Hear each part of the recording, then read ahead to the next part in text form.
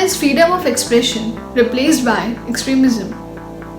Recent series of incidents happened in France brought me to question that whether we know what these terms stand out.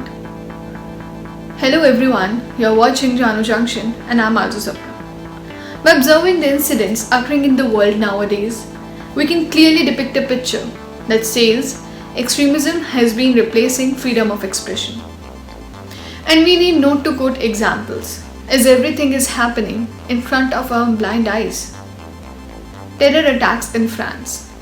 Just because France's president Emmanuel Macron has appealed to French Muslims to develop the feeling of patriotism by avoiding hatred rather than turning their back on their faith. Now I'm quoting Macron's statement as well.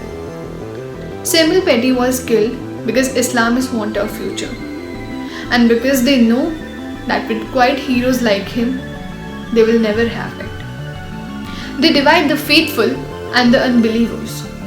So this was the statement. From France to India, everyone is bearing this situation. Recent incident of Delhi, in which the signboard of Delhi-based India Islamic Cultural Center, defaced by members of Hindu Sena, a right-wing group, just because they were supporting terror attacks in France. Quoted that even well. Now why blind eyes? Because of the trend that's going on to express in such a manner that creates blunder. To differentiate the terms, we need to understand the meaning of both these terms. Let's start with extremism. What is extremism? To hold extreme political or religious views, especially advocate illegal, violent or other extreme action. And a person who performs this is called to be an extremist. Now let's throw a light on the meaning of freedom of expression. Freedom of expression is a fundamental right that gives people the right to express their views aloud.